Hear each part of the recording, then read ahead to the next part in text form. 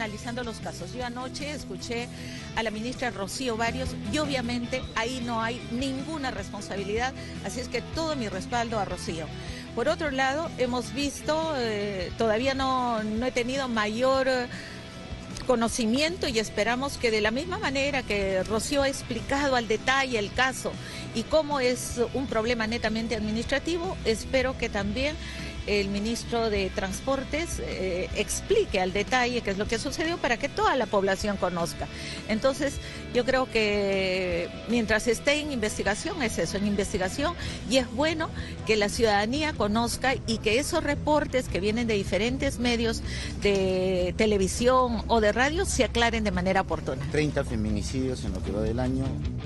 Hola, muy buenas noches y bienvenidos. Empieza 2020. Quisimos abrir el programa de hoy con estas declaraciones de la ministra Montenegro porque ayer estuvimos justamente conversando con la ministra de la Producción a propósito de esta acusación fiscal, un pedido de la Fiscalía que incluso solicita 9 años de prisión para ella por un asunto que ella desarrolló aquí. Parece, y digo esto así porque la investigación continúa, ocurrió antes de que ella asumiese el cargo en el año 2014-2015, cuando ocurrió que se le pidió firmar un documento para pagar a una serie de proveedores que habían prestado servicios en la atención mecánica de unos 40 vehículos del Ministerio o de la PCM. En ese momento ella era funcionaria de la PCM.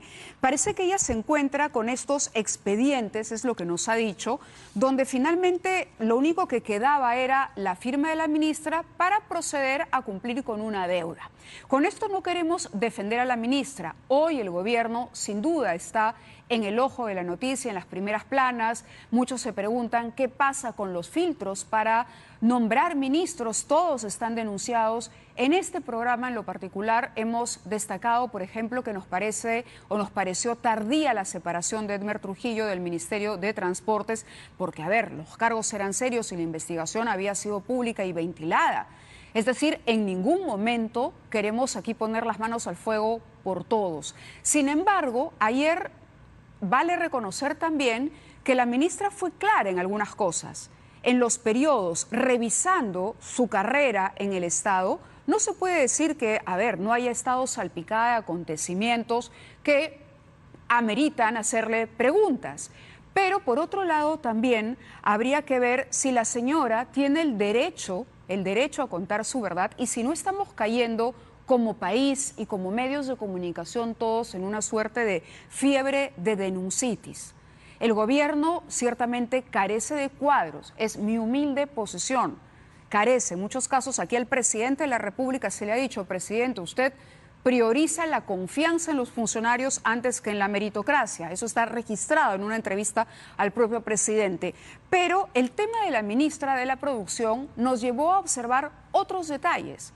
Y son los cambios que precisamente ella ha promovido en IMARPE a raíz de una serie de informaciones que se dieron a conocer y de una denuncia en particular que ha desarrollado la Procuraduría Anticorrupción y la Procuraduría del Ministerio de la Producción en torno a este maquillaje en las cuotas de pesca que permitió que se extrajera del mar peruano anchoveta juvenil. Aquí tenemos la denuncia. Este es un documento que hemos obtenido en exclusiva. Es el documento completo de la Procuraduría, el de la Procuraduría, luego vamos con el de la Sociedad Nacional de Industria, que solicita esta Procuraduría, que es la adjunta a la del señor Enco, se disponga el inicio de investigación preliminar por el delito contra la administración pública, delito de negociación incompatible, aprovechamiento indebido del cargo en agravio del Estado peruano. Los funcionarios son 4. Pedro Ramiro Castillo Valderrama, director general de investigación de hidroacústica. Vamos a ver si podemos poner las fotos. Ese es el desarrollo del documento. Ahí están los nombres también. Renato Carol Guevara Carrasco, director ejecutivo científico del IMARPE. Miguel Ángel Ñiquen Carranza, director general de investigaciones de recursos pelágicos del IMARPE. Y Luis Ángel Lacruz Aparco, servidor público de la Dirección de Hidroacústica de IMARPE. Y acá hay un párrafo muy concreto, porque más adelante desarrollaremos este tema, que dice: se advierte presuntamente, ojo, todo esto está en investigación, que las actuaciones de estos funcionarios se valieron de sus cargos y de forma indebida se habrían interesado de manera directa o indirecta en favorecer a empresas que conforman la Sociedad Nacional de Pesquería, entre las que se vieron beneficiadas con la mayor descarga de anchoveta, y menciona aquí a 4 empresas. ¿Qué sucede? Para producir harina de pescado en el Perú, no importa que la anchoveta tenga este tamaño o este tamaño. La especie se va a transformar en harina. Quien se dedica al consumo humano directo es distinto, porque sí necesita que la anchoveta tenga determinado tamaño. Ahora, ¿cuál es la función de IMARPE? Velar porque el recurso no sea depredado.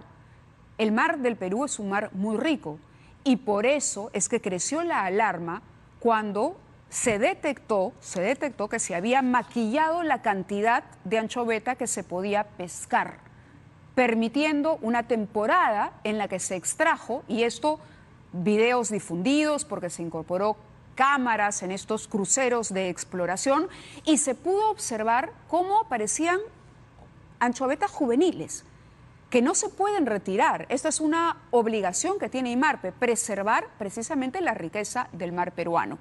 Pero aquí hay intereses grandes detrás.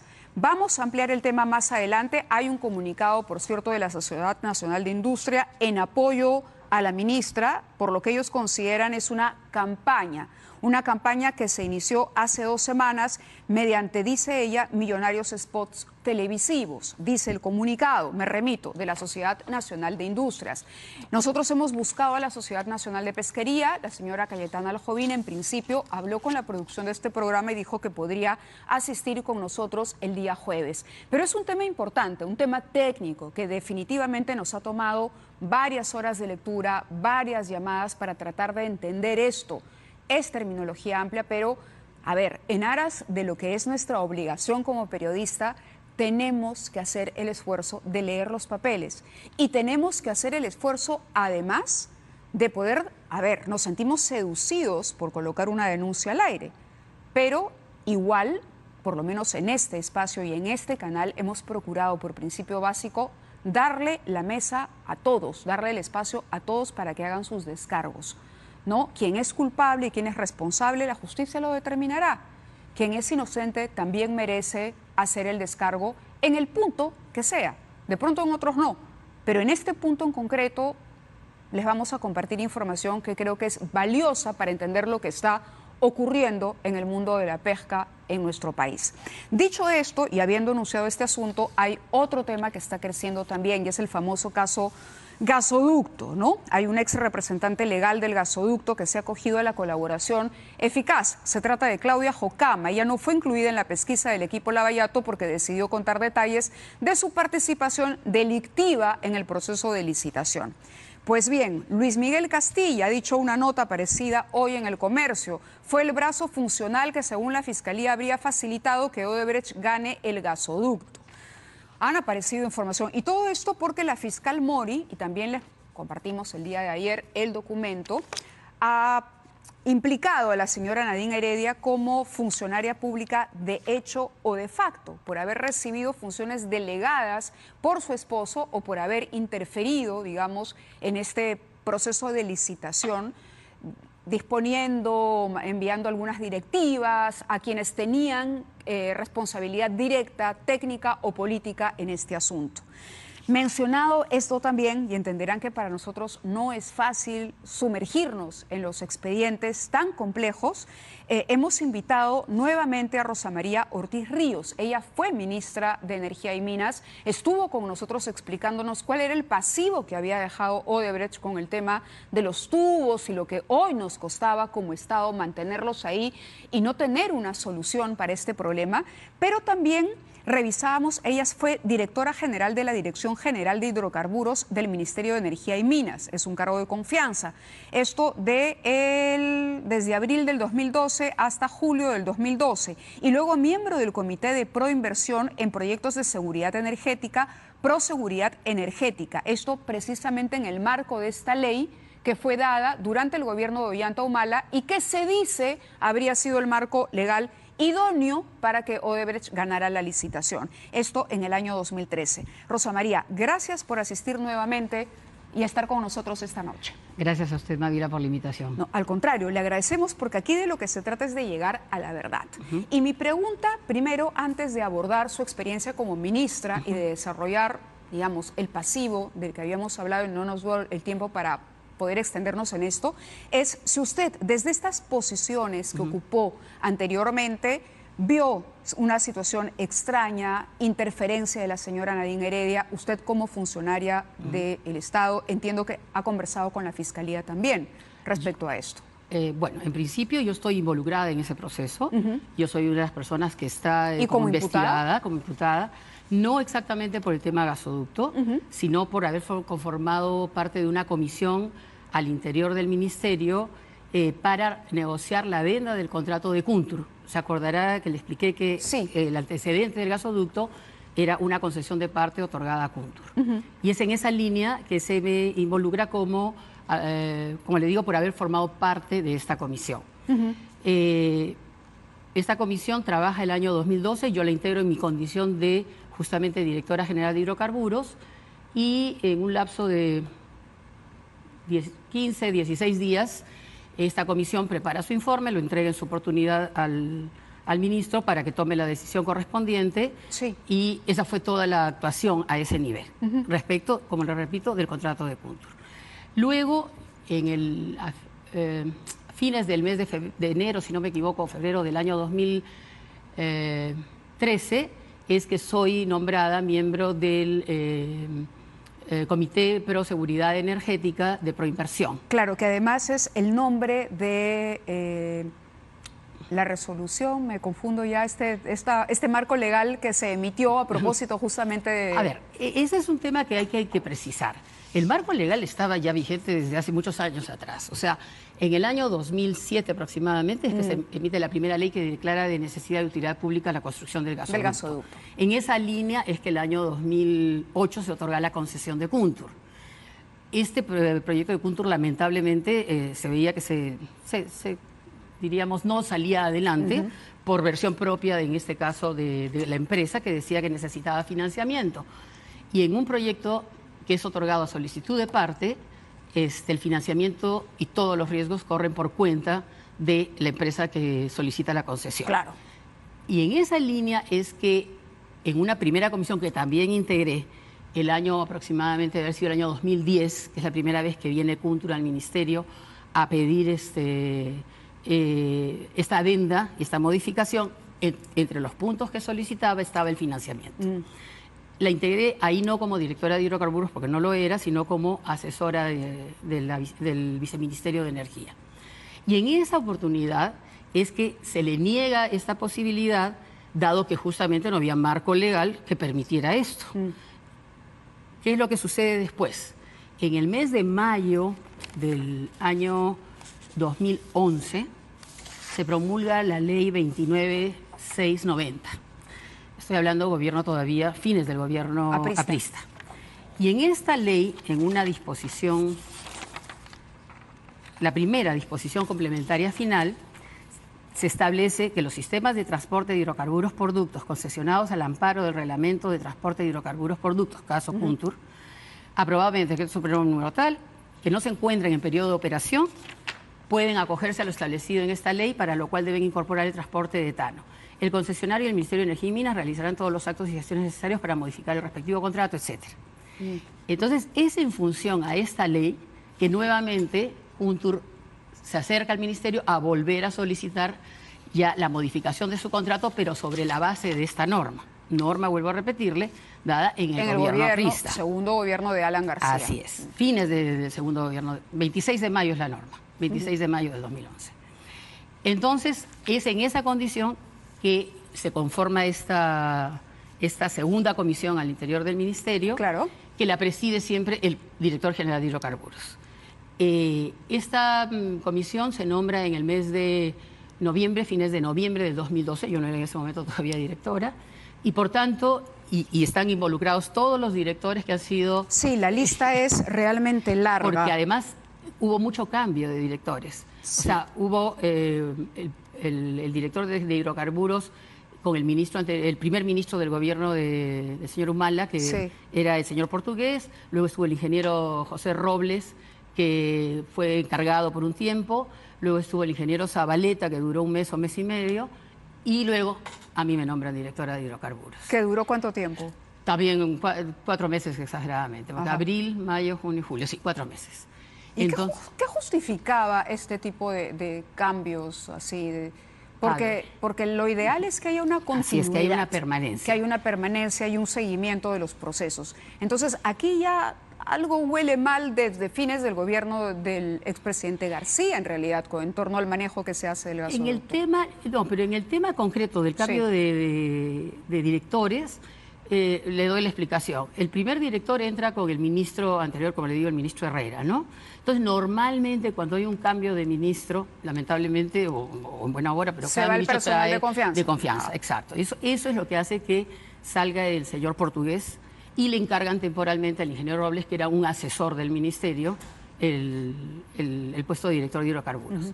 Luego nombran al ingeniero Zabaleta y lamentablemente el ingeniero Zabaleta sale porque en ese momento aparece una denuncia periodística en donde él era socio de una empresa de estas que compraban el oro ilegal de Madre de Dios. Yo era, como le digo, asesora del viceministro y me piden que asuma la El cargo. dirección, el cargo. Y mi ¿Quién inten- era ministro entonces? Ya era el ministro Merino. Merino. Entonces yo asumo el cargo de la Dirección General de Hidrocarburos y mi intención además era esa, poder hacer un trabajo que requiere más de 4 meses, había muchas cosas que hacer, pero llega fines de julio y acababan de nombrar a la señora Isabel Tafur como presidenta de Perú Petro. También sale por ahí un audio que desde mi punto de vista no tenía por qué ameritar el retiro de ella en el cargo, pero se decidió, el ministro así lo decidió, y me pide a mí ir a la presidencia de Perú Petro. Esa es la razón por la que mi puesto dura 4 meses, ¿no? Entonces yo asumo la presidencia de Perú Petro el 28-29 de julio del año 2012, en donde me quedo también muy corto tiempo, porque renuncio más o menos el 20 de diciembre del mismo año, o sea, también 4 o 5 meses. Definitivamente, y estoy de acuerdo con usted, no se puede hacer una gestión, diríamos, con visión de largo plazo si los funcionarios rotan de esa manera, ¿no? Pero un poco la explicación de estos cambios en ese año Fue esa. Fue esa. Fue esa. Ahora, volvamos a la pregunta, porque para no enredarnos, digamos, en estos temas de a veces difícil comprensión, lo que se dice es que el gasoducto tuvo un manejo político en el gobierno de Ollanta Humala. En los cargos que usted ocupó entre 2011 y 2016, dentro del sector que tenía que ver con este proyecto, diría que hubo qué tipo de manejo. Algo que le llamara a sospecha, había un interés particular de Palacio de Gobierno, en Proinversión se emitieron algunas directivas donde se pudiese ver claramente, por ejemplo, que el señor Castilla podía ser identificado como un brazo funcional que favoreció a la constructora. En absoluto. El tema, desde el punto de vista político, sí, el presidente estaba en su oferta de campaña, era una persona que quería, y para él este era un proyecto emblemático, prioritario, y por tanto quería que se llevara a efecto en el tiempo más breve posible. Eso es lo que yo puedo decirle que he visto, es un interés realmente genuino de parte de la presidencia para poder sacar este proyecto adelante. Particularmente, creo que el interés era, por los motivos que yo ya le expliqué muy reducidamente, diríamos, en la oportunidad anterior, es el tema de la seguridad energética, el tema del desarrollo de la macrorregión sur, etcétera, ¿no? Claro. Más allá de eso, yo mentiría si le digo que he visto algún otro tipo de manejo. Se cuestiona, y en la acusación de la fiscal está, el hecho de que se haya creado un comité específicamente para poder ver este tema. Exacto. Porque Proinversión tenía una serie de comités y efectivamente en el mes de enero del año 2013 se crea el Comité Pro Seguridad Energética para ver básicamente 2 proyectos, el gasoducto del sur y el nodo energético del sur, que era el que iba a generar la demanda, ¿no? Este es un tema que lo puede hacer Proinversión en cualquier momento, o sea, no es ningún tema que se pueda hablar de que es raro, es ineficiente. ¿Qué era lo que se pretendía? Normalmente este proyecto hubiera caído en lo que era el Comité de Proconectividad. Era un comité que ya tenía otras labores encargadas y de alguna manera recargadas, en donde básicamente la gente que lo conformaba conocía mucho del tema eléctrico, más no del tema de hidrocarburos. No es lo mismo saber el tema eléctrico que conocer el tema de hidrocarburos, al punto que el Ministerio hace un año ha creado un nuevo viceministerio separando electricidad de hidrocarburos, porque son dos especialidades totalmente distintas. Entonces, dado que sí era un tema prioritario para el gobierno, se crea este comité. Comité que lo integramos en el inicio, el ingeniero Le Carnaqué, que era un exfuncionario de Petroperú, o sea que conocía temas de hidrocarburos, el ingeniero Gustavo Navarro, otra persona que tenía una trayectoria muy larga y conoce muy bien el tema de hidrocarburos, y yo, que era el abogado. No había sorpresa de las personas entre las personas designadas, era lógico que pertenecieran a este comité. Así es, porque justamente estábamos vinculadas al tema de hidrocarburos. ¿El comité trabajó y en algún momento tuvo contacto directo, por ejemplo, con funcionarios de Odebrecht? El comité en alguna oportunidad se reunió no con funcionarios de Odebrecht, sino se tiene que reunir con funcionarios de todas las empresas a solicitud de ellas. Es parte del procedimiento que se llevan en todos los procesos. ¿En este caso de las dos postoras? De todas, no, de todas. Porque compran bases muchos más. Entonces, probablemente nos hayamos reunido con, yo le diría, representantes de hasta 10 empresas en alguna oportunidad. No siempre, normalmente es el jefe del proyecto, pero cuando se requiere que esté el comité, todo el comité se le cita en una de las salas de proinversión para que escuchar cuáles son sus planteamientos, sus posiciones. Entonces, en esa línea, probablemente podemos habernos reunido, como le repito, con algún funcionario de Odebrecht. Podemos. No, yo le mentiría si en este momento le digo... Claro, sí, pero digamos, pero era Odebrecht como las otras, es lo que nos dice usted. Eso es lo que le estoy diciendo. Ahora, ¿y la señora Heredia participaba de esto? No, en absoluto. ¿Recibió un correo en algún momento? Jamás. Porque ella no tenía injerencia en estas cosas. Es más, el propio presidente tampoco. El presidente en alguna oportunidad nos ha convocado para decirnos, oigan, quiero esto, que le den la fuerza que se necesita para sacar esto adelante. O sea, manifestar su interés porque el proyecto se lleve a cabo. Pero de ahí a hacer cualquier otro tipo de solicitud, de pedido, no. No, por lo menos que usted haya conocido. No. No, acá hay testimonios en el documento de la Fiscalía, no sé si usted lo ha podido ver. Sí, claro. Donde hay exfuncionarios que hablan de estas reuniones, ¿no? Donde sí participaba la señora Heredia. Me imagino que por el cargo que usted ocupaba no ha tenido conocimiento directo de esto. No, allí... No sé si puede precisarme de quién es la declaración. Por ejemplo, le digo, ¿no? Luis Renato Sánchez Torino. Ya, él era el jefe del proyecto. Ya. Posiblemente él haya tenido alguna reunión específica, como repito, como miembro del comité, yo recuerdo básicamente la entrada del trabajo, llamemos así, o sea, al inicio del trabajo, con el presidente de la República, en donde nos dice esto, por favor, quiero que esto lo trabajen con toda la responsabilidad, la dedicación, y en esa línea fue la conversación. Y luego la otra que me acuerdo clarito, que es la que más me acuerdo, y ahí sí con fecha exacta, es el día que yo renuncio al comité, que es el 8 o 9 de diciembre del año 2013. ¿Por qué renunció? Porque me iba de jefa del SENACE. Yo gané un concurso para asumir la jefatura del SENACE. Y ese día renuncié al comité porque era un cargo a tiempo completo y de dedicación exclusiva. Y ese día volvemos a tener una reunión. Estuvo presente la señora Heredia, pero el que habló y el que tuvo la reunión fue con el presidente. Desde su posición, cuando esto se adjudica el 2014, ¿usted ya era... ¿Qué cargo ocupaba? Yo era jefa de SENACE ya. ¿Todavía? Entonces no estuvo en el periodo, digamos, inmediatamente anterior a la adjudicación de la Buena Pro. Yo he visto hasta el otorgamiento de la Buena Pro del nodo energético del sur, que fue el 30 de noviembre. Y ahí es donde recién se echa a andar ya el siguiente proceso, que era el del gasoducto. Claro, porque lo que cita la nota de El Comercio, dice, ¿no? Habla de correos, encuentros de madrugada que revelarían acuerdos previos para elaborar un informe legal que favoreció a la constructora. Un informe legal externo, entiendo, de un estudio externo que se contrata, ¿no? Para utilizarlo como respaldo para este supuesto favorecimiento. Para el Ministerio Público, el exministro tuvo injerencia e interés concreto. Él ha enviado algunos descargos, el doctor Castilla ha enviado también, estuvo con nosotros. Creo que tenemos un byte para recordar lo que dijo en su momento el exministro de Economía. el Hay una viceministro declaración Ortigas, que dice que usted, claro, tenía una, pedía una información legal sobre los postores de la obra y que habló primero con el ministro y como el ministro no le hizo mucho caso, convocó al viceministro Ortigas a una reunión con la señora Nadine Heredia. yo le voy a repetir exactamente lo que le he dicho a la fiscal. Uno, de que yo nunca he convocado al señor Ortigas, pero el señor Ortigas en su declaración, entiendo, él dice que esa fue la única reunión que tuvimos. Primer hecho falso. Tuvimos 4 reuniones en el Ministerio de Energía y Minas y el MEF, en los equipos técnicos, para discutir este pedido de línea de crédito puente que mencioné anteriormente. Sí. 1. Y 2, es cuando yo efectivamente le explicaba a la señora Heredia, por pedido del presidente, un tema tributario, es que yo veo que entra el señor Ortigas con la señora Rosa María Ortiz, que luego fue ministra de Energía y Minas, a sostener una reunión con la señora Heredia.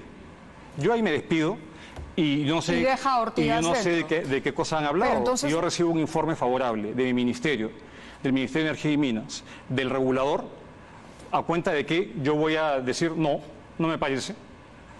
Muchas de las imputaciones que me hacen son por los actos que yo llevaba adelante en mi función de ministro de Economía y de presidente del Consejo Directivo de Proinversión. Bien, esas son las declaraciones. La menciona en una reunión con ella. Yo recuerdo. Entonces, sí, ocurrió una reunión con ella. Esa reunión fue en julio del año 2012. Yo era en ese momento directora de hidrocarburos todavía. O sea, julio, pocos días antes de que ella me vaya a la presidencia de Perú Petro, en donde somos convocados no por el ministro en ese entonces Castilla, sino, en mi caso, a mí me llaman, porque era un día sábado además. Yo estaba saliendo de mi casa hacia otro lado y me llama la secretaria general del ministerio para decirme que tenía que ir a una reunión a Palacio. No me dice con quién. Entonces le pregunto de qué se trata. Ahí ya cuando llegues te van a explicar. Ok, perfecto. Cuando llego, y me se está yendo también el viceministro, el señor Ortigas. Entonces, efectivamente, cuando ya yo llego a... Esto del sector energía. Viceministro del sector energía. Cuando llegué ya estaba el señor Ortigas, y le digo, ¿para qué nos están llamando? Me dice, para probablemente explicar el tema en ese momento, y en base a esta normativa que le acabo de mencionar, y en otra que salió también, una ley que salió ya en la época del gobierno de Humala, lo que se permitiera que el Estado entrara a financiar también una parte. Y en esa línea se estaba trabajando la ley de fortalecimiento de Petroperú.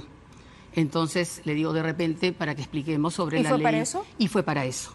Ahora, ¿participó Nadine Heredia en esa? No, fue justamente, la reunión fue con la señora Heredia, ahí sí. ¿Y ella qué participación tenía en esa reunión? O sea, ¿cuál era la justificación de su presencia?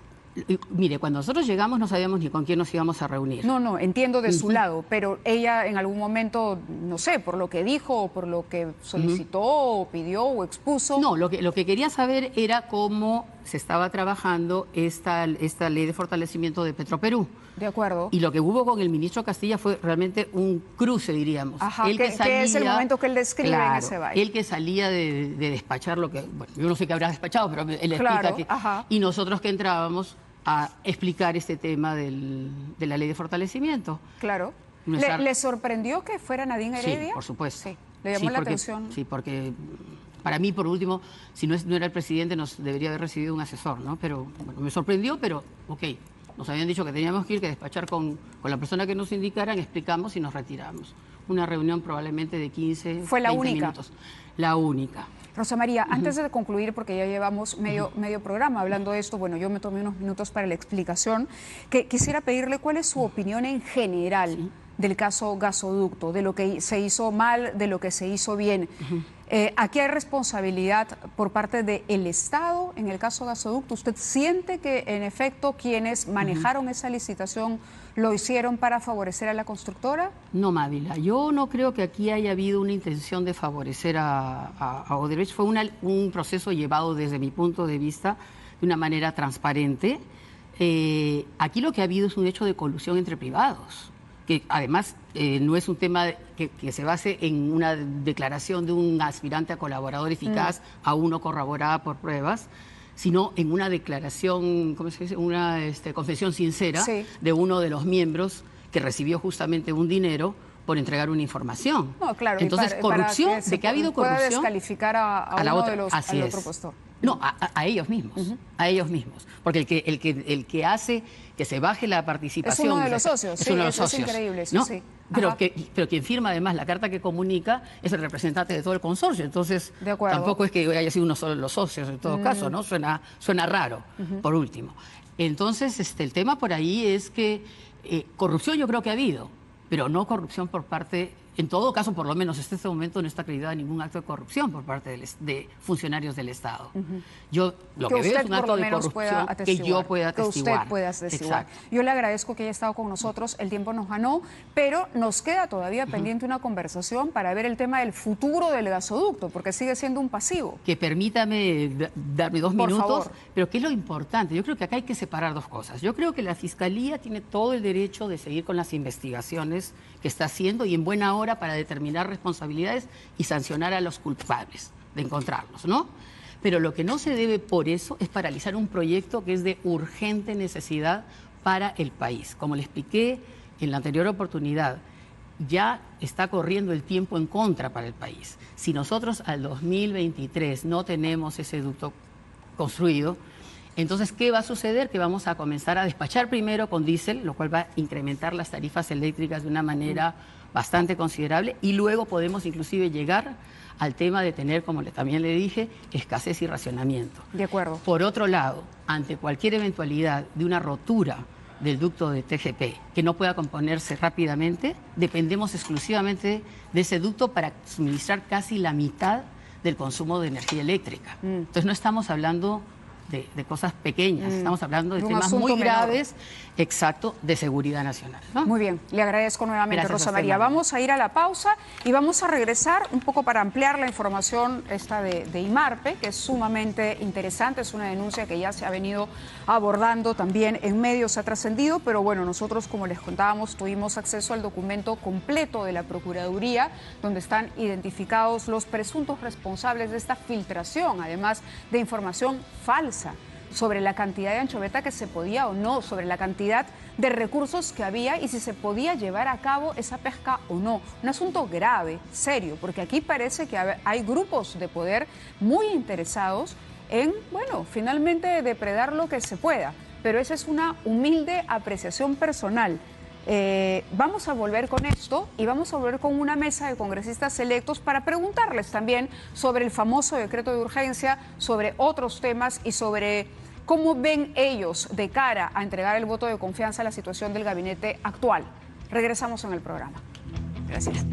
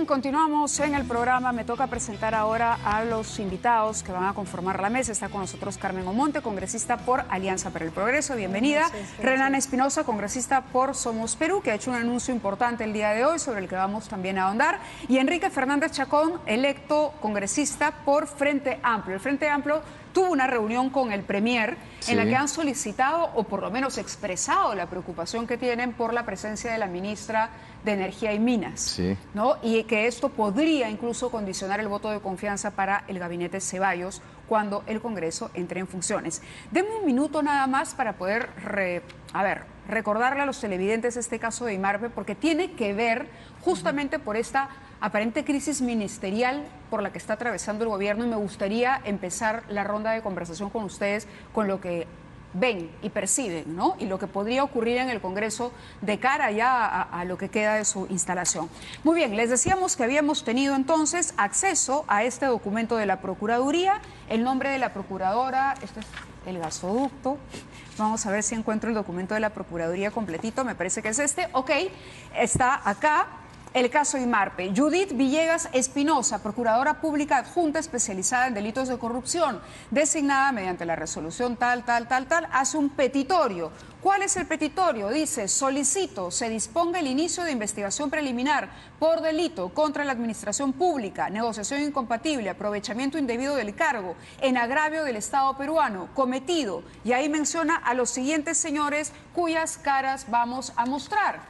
Son el señor Pedro Ramiro Castillo Valderrama, Renato Carol Guevara Carrasco. Pueden leer ustedes los cargos que ocupan al momento de la investigación, ¿no? El siguiente es Miguel Ángel Ñiquén Carranza, que era director general de investigaciones de recursos pelágicos de IMARPE, y Luis Ángel La Cruz Aparco, servidor público de la Dirección de Hidroacústica del IMARPE también. ¿Qué dice la procuradora? Dice: se advierte presuntamente que las actuaciones de los funcionarios y servidores públicos mencionados, ¿no?, se valieron de sus cargos de forma indebida, se habrían interesado de manera directa o indirecta para favorecer a las empresas que conforman la Sociedad Nacional de Pesquería, entre las que se vieron beneficiadas, de acuerdo siempre al documento de la Procuraduría, con la mayor descarga de anchovetas se encontrarían CFG Investment, Pesquera Diamante, Pesquera Exalmar y Tecnología de Alimentos, Sociedad Anónima TASA. Los audios transcritos, porque aquí hay una serie de audios de conversaciones que se registran durante algunos cruceros de exploración, cruceros que debían concluir determinando qué se podía y cuándo se podía pescar, ¿no? Los audios transcritos que se acompañan en esta denuncia evidenciarían un constante intercambio de información de datos científicos entre trabajadores de IMARPE con ex empleados de este organismo científico que actualmente laboran en esas compañías. O sea, ex gente de IMARPE que estaba en esas compañías pesqueras, las mismas que fueron beneficiadas con la adulteración de los informes científicos emitidos por IMARPE. Ahí hay, no voy a leer el desarrollo de las conversaciones, pero se habla evidentemente de una ausencia de anchoveta adulto, ¿no?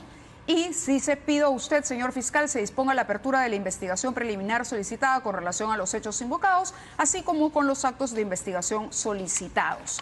Así concluye. En base a esto y a todo el trabajo que se está realizando, el Ministerio decidió emitir, el Ejecutivo, el 24 de enero de este año, reorganizar el Instituto del Mar del Perú como resultado de esta investigación a través de un decreto de urgencia, el 015-2020, que resuelve la reestructuración y dispone que nuevas autoridades sean seleccionadas a través de concurso público. De acuerdo a la información que tiene este programa, hasta este decreto de urgencia, el director de IMARPE era nombrado por miembros de la Marina en retiro. Esto es una situación que también nos obliga a pensar en, los señores de la Marina, con todo el respeto que me merecen, ¿eran las personas idóneas para escoger al director de IMARPE? ¿O lo correcto es hacer un concurso público? Ese es un decreto de urgencia. A raíz de esto también la Sociedad Nacional de Industrias ha expresado su apoyo a la ministra, pero una de las personas que impulsó la investigación es el presidente del Sindicato de Pescadores en Chimbote, con quien estamos ya en comunicación a esta hora. Voy a revisar dónde encuentro el nombre para poder presentarlo. Es el señor Lorenzo Vázquez, secretario general del Sindicato de Pescadores de Chimbote y Anexos. Lorenzo, lo escuchamos. Está usted al aire. Muy buenas noches. Muy buenas noches, Mávila. Gracias a tu programa. Para este tema de pesca que es tan amplio y ¿qué es lo que ha pasado y qué es lo que usted ve que está pasando entre IMARPE, el gobierno, las pesqueras y la situación de nuestra riqueza marina, digamos, o el peligro que esta correría? Rápidamente, porque tenemos aquí a 3 congresistas que están esperando para analizar el caso. Bueno, esto viene pasando ya desde hace muchos años atrás también. Recordemos que en el año 2016, en el periodo del ministro Bruno Yufra, también se dijo que había 7 millones, ¿no? Como ahora también dijeron que hay 8.300.000 toneladas. En esta oportunidad dijeron que había 7 millones.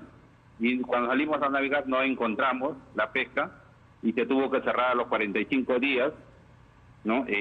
Por alta incidencia de pesca juvenil y también con caballa. En esta oportunidad, IMARPE da una información a la ministra, prácticamente tergiversada, diciendo que había 8.386.000 toneladas, lo que no correspondía. Cuando hemos salido a navegar no hemos encontrado la biomasa, ¿no? Hemos encontrado grandes cantidades de pesca juvenil y poca biomasa en tallas grandes. ¿Y esta información a quién favorece? ¿Y por qué un funcionario de IMARPE alteraría o iría en contra de un principio que debe respetar, que es cuidar precisamente de esa biomasa?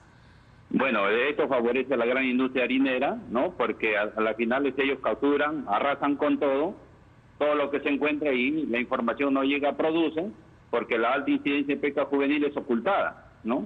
En estas últimas temporadas ha llegado hasta el 94% de pesca juvenil. Prácticamente el ministerio no se ha enterado. ¿94% de qué? ¿De todo el volumen pescado? De pesca juvenil. De pesca juvenil, 94, claro, perdón, de la biomasa existente. ¿A qué se refiere con el 94%? Perdóneme, Lorenzo, 94%. En las capturas sí, que dan los lances, las lanchas, o sea, lanzan las redes. Sí, recogen. Hasta 94% cuando lo permitido es 10%. Ajá. ¿No? Ya, correcto, 10% juveniles. No sabía IMARPE y no recomienda el cierre de temporada, ¿no? Ya. Muy bien, Lorenzo, le agradezco el enlace. Vamos a profundizar en el tema, le agradezco el enlace. Bueno, solamente quería agregar que a raíz de eso, que nosotros los pescadores nos paramos fuerte en Malabrigo, claro, hemos recibido cartas de predespido, 80 pescadores que prácticamente en una acción patriótica se plantaron y no quisieron salir a depredar. Y no quisieron salir. Entiendo que su nombre correcto es Macedonio Lorenzo. Yo le estoy diciendo Lorenzo Macedonio Vázquez. Perdón, Lorenzo Macedonio. De Chimbote. De acuerdo. General del histórico Sindicato de Pescadores de Chimbote y Anexos. Muy bien, gracias por ese detalle y ahora sí pasamos a nuestra mesa. Lo primero que quería preguntarles es, a ver, ¿cuál es su opinión sobre este tema y en general esta crisis que está involucrando a varios ministros? Empecemos por el señor. El negocio, aunque haya que depredar todo lo que haya que depredar, y lo vamos a encontrar justificación de esto. La harina estuvo costando $400 la tonelada, subió a 2.000. Entonces hay que quemar en harina todo lo que se ¿Eso ha sido recientemente? ¿Coincide con lo que ha ocurrido en IMARPE? Sí, coincide con eso. Coincide. Carmen Montes, su opinión. Mira, acá el tema, en buena hora que se esté transparentando estas denuncias, que se sepa y que se haya cambiado del mecanismo de elección al jefe de IMARPE para concurso público, eso es fundamental. Y qué bueno que lo está apoyando la sociedad de industria.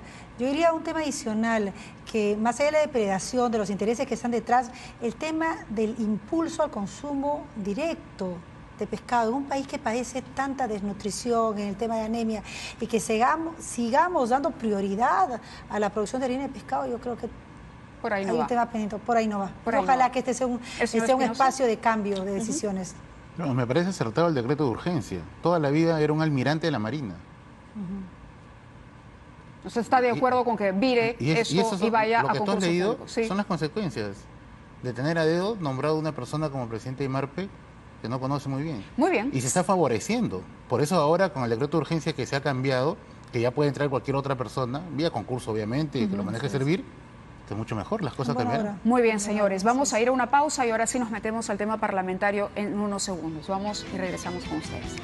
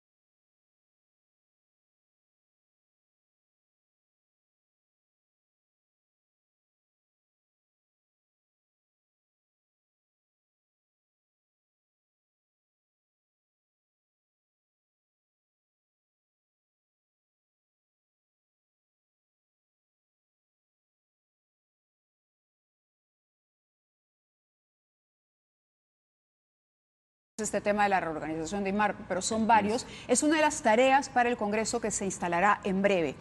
El congresista Renan Espinosa hoy ha hecho un anuncio. Él ha renunciado al pago de 15.600 soles por gastos de instalación en el Congreso. ¿Esto por qué? ¿Es un gesto populista, digamos, para demostrarle a la población que ustedes van con actitud de servir y no necesariamente para cobrar un sueldo?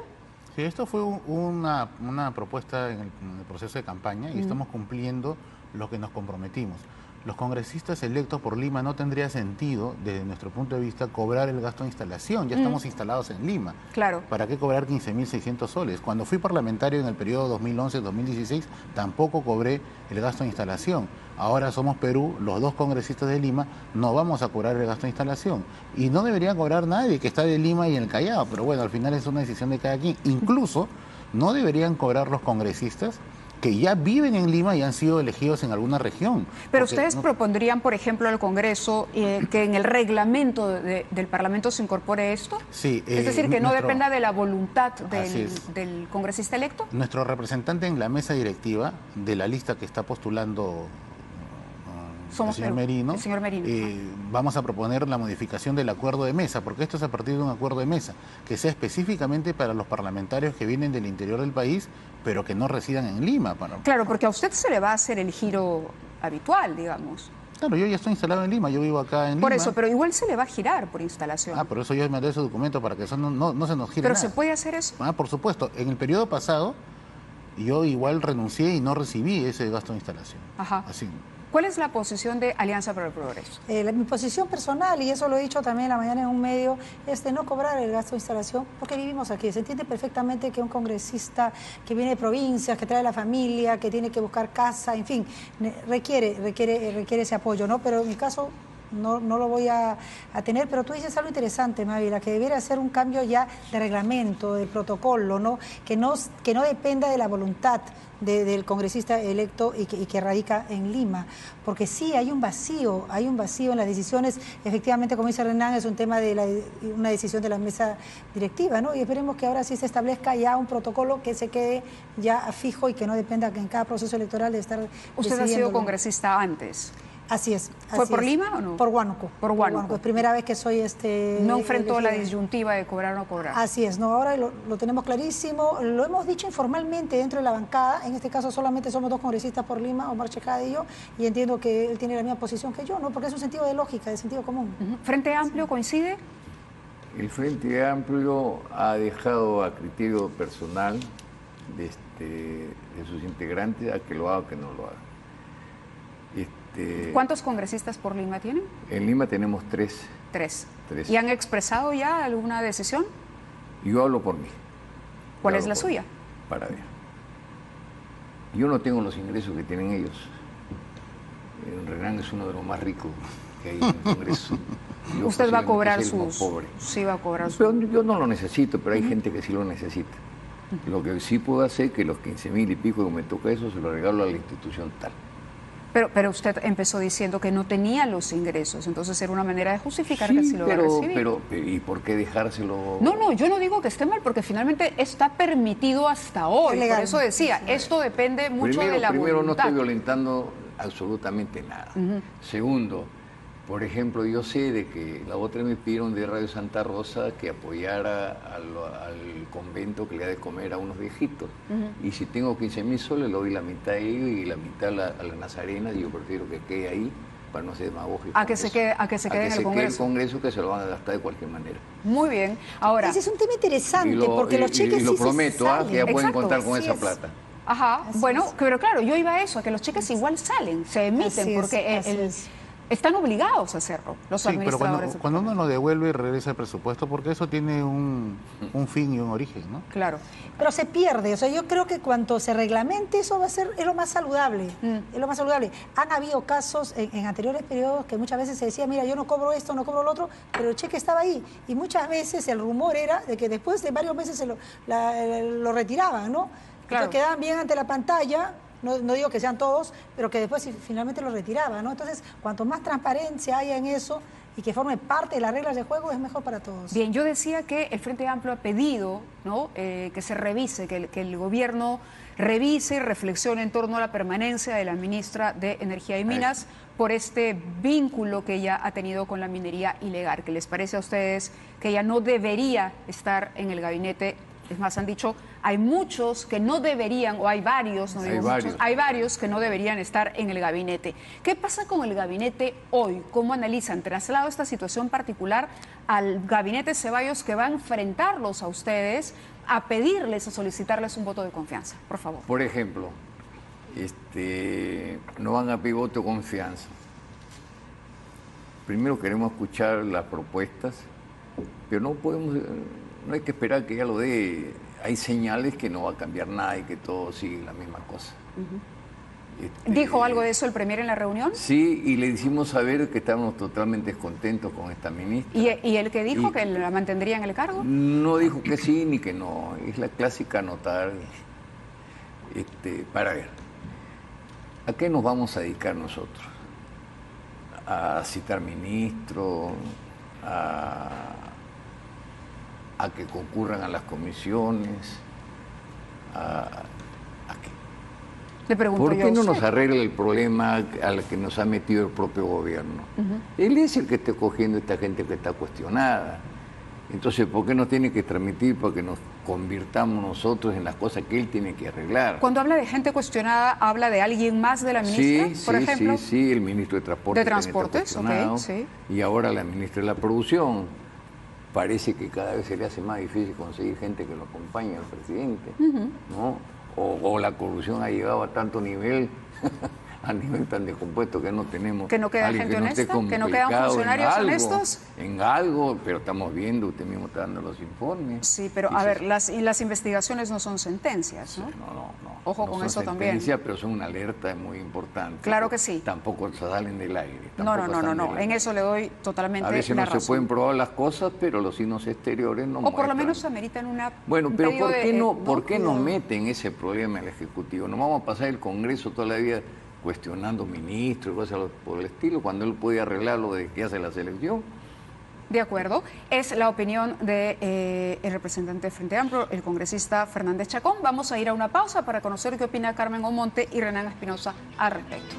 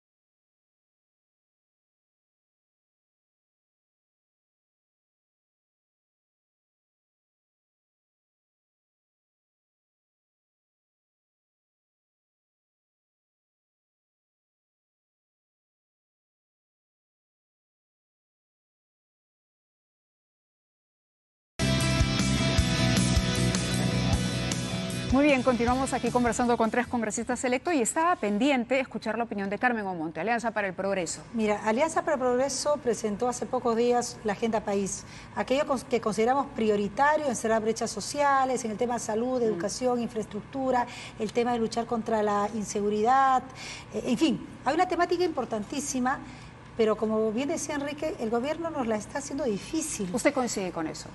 Por supuesto, mira, no podemos apoyar a ciegas, porque creo que la ciudadanía no estaría satisfecha cuando hay cuestionamientos tan evidentes. Evidentemente hay un tema de presunción de inocencia mientras no haya sentencia, pero el Premier y el presidente Vizcarra tenían la obligación de elegir personalidades ellos, lo más o podríamos creer que posibles. fueron engañados presionados, o a ver, con intereses, claro, con hay una intereses declaración atrás. en la que no se incluye, porque ayer la propia ministra Barrios reconoció que sí, que debió poner el tema en su declaración jurada de intereses y sin embargo no estaba ahí. Ese tipo de omisiones. Pero el presidente y el premier tienen acceso a informes de inteligencia, a la capacidad de investigar los antecedentes de cualquier candidato a un cargo de tanta trascendencia. ¿Cuántos ¿no? ministros cree usted están o no deberían estar? Bueno, lo que tienen el tema más a la vista pues es tanto la ministra Barrios como el ministro de Transportes, ¿no? Pero esperemos que no salgan más, por favor. ¿Y además cuál que es su análisis que hace al presidente? ¿Se le está pasando la información? Algo está sucediendo, no creo y espero que no se esté buscando adrede ministros débiles que finalmente se sometan a indicaciones. Uno podría creer con suspicacia que podría ser eso. Espero que no sea así, pero evidentemente algo está sucediendo y ojalá tome una decisión antes de que el Premier se presente, ¿no? Porque de por medio también está la legitimidad de los decretos de urgencia. Si es que Premier es obligado a renunciar o no, se le dé el voto de confianza cuando hay decretos de urgencia que se dieron cuando no lo recibió previamente, ¿no? Entonces ahí hay un tema de legitimidad que es muy delicado y eso tiene que evaluar el presidente Vizcarra. Renan Espinosa, con usted cerramos. Sí, mira, durante el corte he visto la propaganda de la Sociedad Nacional de Pesquería. Ya de ahí me huele mal la cosa, porque tú has dado un informe sobre una investigación de IMARPE que aparentemente tergiversa o engaña con la información, y ahí está la Sociedad de Pesquería diciendo que IMARPE los habilitaba para que pesquen tanto y produce, les ha puesto las trabas y nos está Hay un enfrentamiento ahí, de todas maneras. Eso me huele mal. Nosotros, hasta el momento, nos reafirmamos en nuestra posición de dar el voto de confianza al gabinete. Errores siempre va a haber en las personas, en los funcionarios públicos siempre va a haber errores. Vamos a esperar las explicaciones, porque lo que no vamos a tolerar es corrupción. Pero está en investigación, ya ha dado unas explicaciones, esto me huele medio raro. Este es un caso, transportes y energía y minas. Sí, vamos a esperar, porque el señor que está como ministro de Transporte ha sido funcionario en Provías. Vamos a ver qué cosa hay detrás. No vamos a sumarnos al ruido político. De acuerdo. Porque, como ya se ha comentado, no podemos estar hablando de esos temas. Nos están llevando a las narices quién o qué intereses nos lleva a las narices para hablar del tema. No, yo he venido al Congreso para poder representar a los ciudadanos, cumplir nuestros compromisos y tratar temas peajes, temas de salud, temas de educación y no estos temas. Muy bien. El Premier tendrá que dar las explicaciones del caso, pero de momento Somos Perú se reafirma en darle su voto de confianza. Muy bien, muchísimas gracias a los 3, así que seguiremos conversando.